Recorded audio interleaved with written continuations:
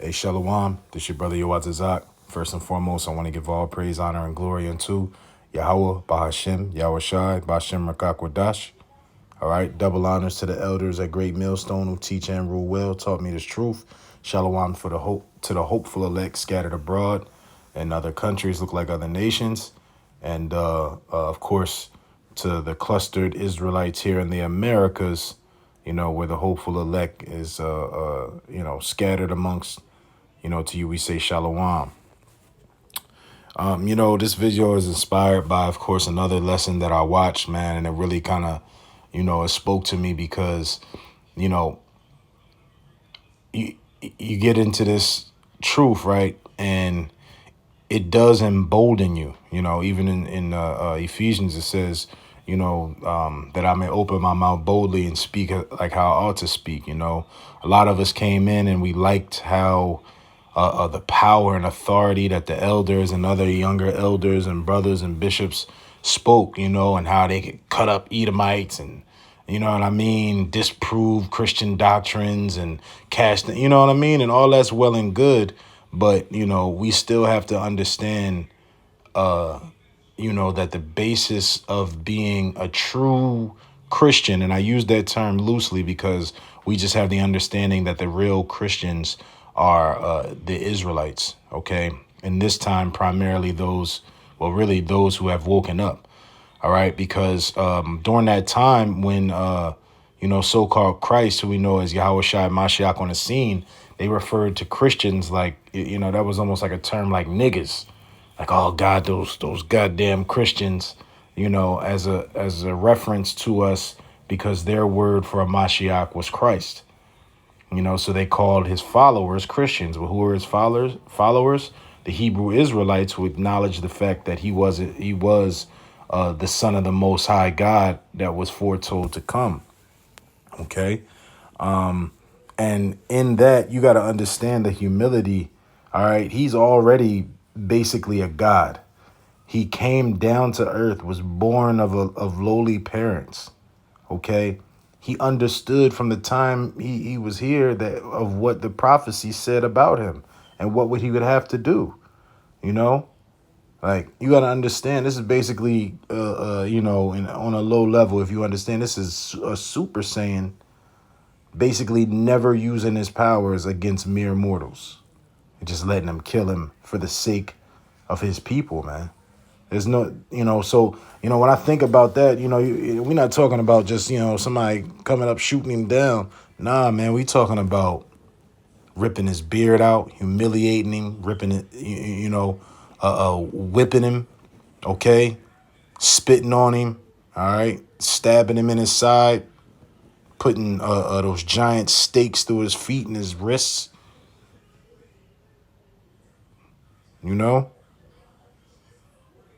Hey, man, you got to understand. You got to understand what type of humility that takes, man. So likewise, we have to exemplify that same type of humility, and with that, you'll find the strength and the boldness, man. Because the only thing we could really be boastful about is the power of Yahweh Bashem Yahweh Shai, man. It doesn't really do us any good to be act all high and mighty. All right, even amongst the heathens, yeah, scripture refers to us being better than them. Yeah, of course. We know that we're better than the heathen, but at the same time, man, are we walking like how Yahweh Shai walked? It says that the meek shall inherit the earth. Matter of fact, let me get that.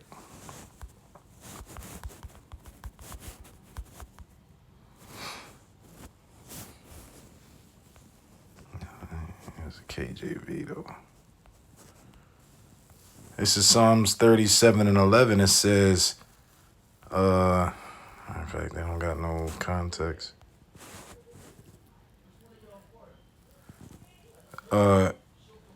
Psalms 37 and 10, for yet a little while, and the wicked shall not be. Yea, thou shalt diligently consider his place, and it shall not be. But the meek shall inherit the earth, and shall delight themselves in the abundance of peace. Hey, man, that word meek right there, let's go for it. let's go for the Google translation.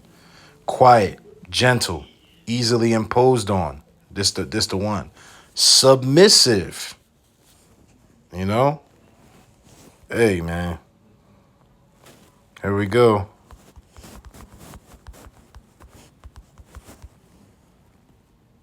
Boom. James 4:10.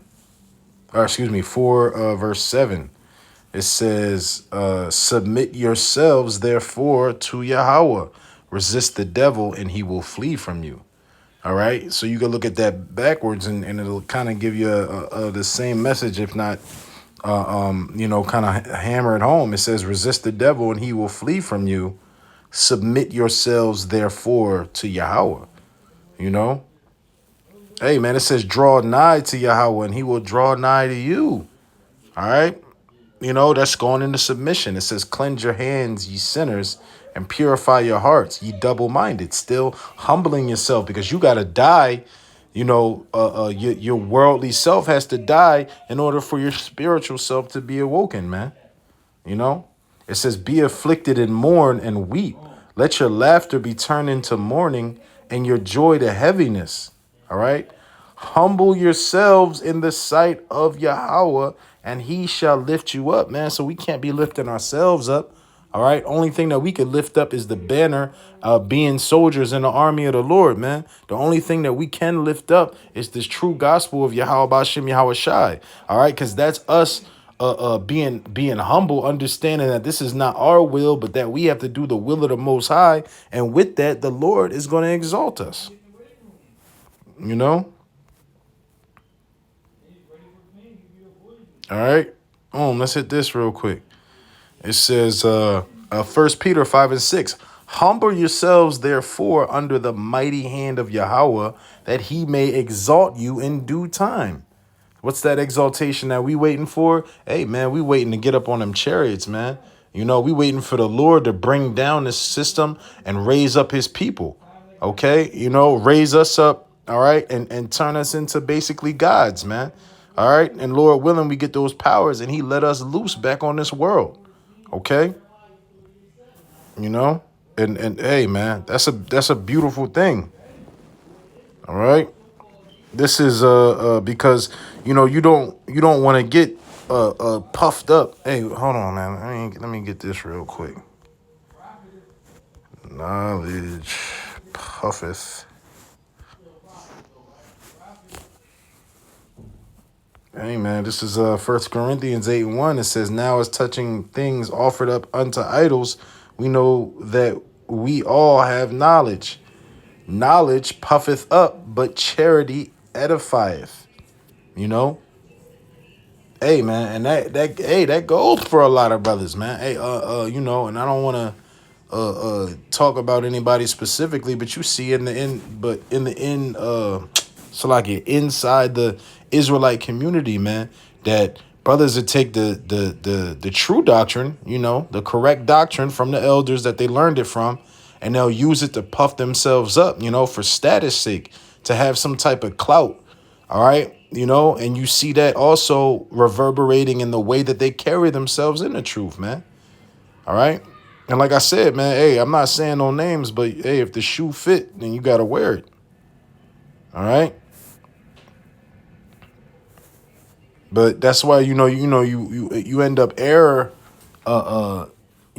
end up in an erroneous path. You know, just because you know this truth don't mean you're going to live the truth, man. If you're not humble, then chances are you in the wrong, man. All right, this is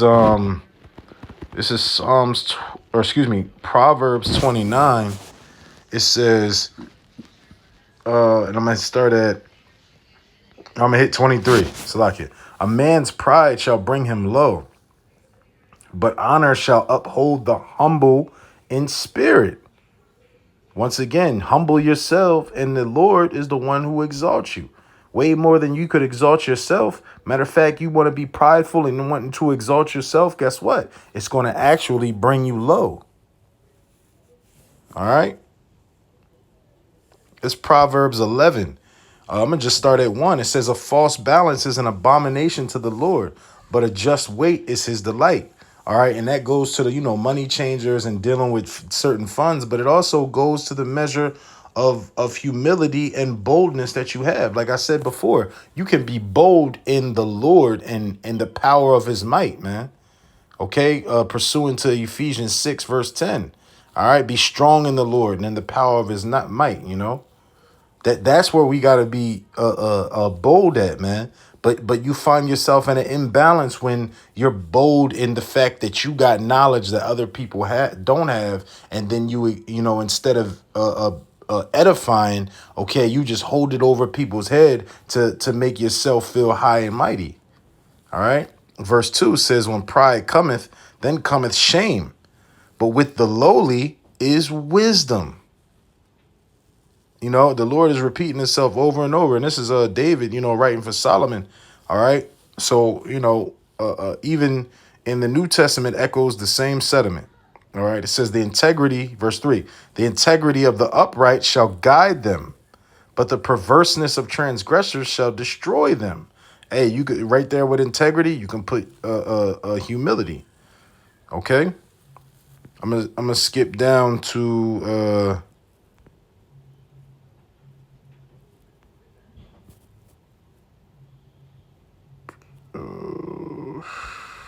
I really don't have to skip. Shalakia.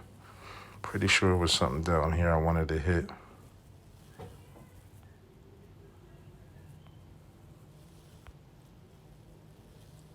That's all good. I got other scriptures.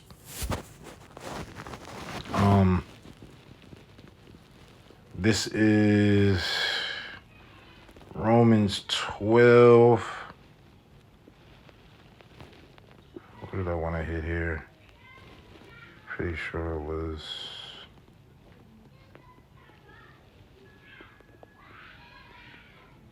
Okay, yeah, verse 8. Verse 9, it says, let love be without dissimulation. Abhor that which is evil, cleave to that which is good. Be kindly affectioned one to another with brotherly love and honor, preferring one another, not slothful in business, fervent in spirit, serving the Lord, rejoicing in hope, patience in tribulation, continuing instant in prayer. All right. Distributing to the necessity of saints, giving to hospitality, man. And listen, if you go into that word hospitality, it'll go right into meekness and humility, man. And when it says in verse 10, be kindly affectionate to one another with brotherly love. Okay. Once again, that's it's giving you the blueprint. Okay, in order how to treat each other, man, especially if those in the faith, man. But even in your daily walk, man, it's not you ain't just because we be cutting the hell out of people when we on our square. All right, it don't mean on Saturdays and whatever. All right, it don't mean you got to be a goddamn asshole, man. You know what I mean? All the time, everywhere. You just don't have to be. No. I'm doing it. I'm doing a video. Tell Uncle Breon. Go. Go. Go. He's in the gym. Salakia. All right. I already hit this. I'm gonna hit it again. James 4:7. Submit yourself, therefore, to Yahweh. Resist the devil, and he shall flee from you.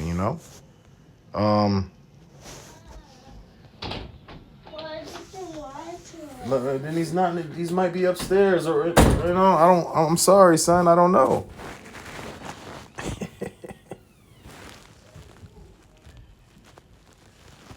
Salakia, where was I at?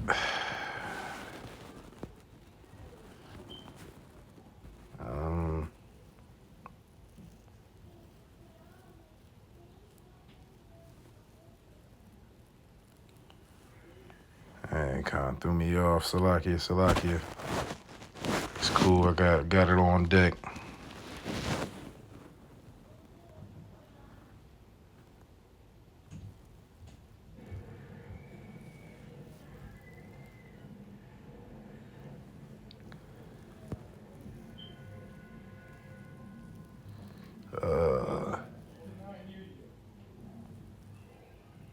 Oh, okay. Colossians 3:12. Put on therefore as the elect of Yahweh, holy and beloved, bowels of mercy, kindness, humbleness of mind, meekness, long suffering, forbearing one another and forgiving one another, if any man have a quarrel against any, even as Christ, Mashiach, forgave you, so also do ye. Hey, man. And that's a beautiful thing. All right. It speaks for itself. Humility, man. Humility. Proverbs 22:4. By humility and the fear of the Lord are riches and honor and life. More humility, man. All right. You present yourself as a servant and you end up a leader. Okay. Pursuing Daniel, Joseph. Okay.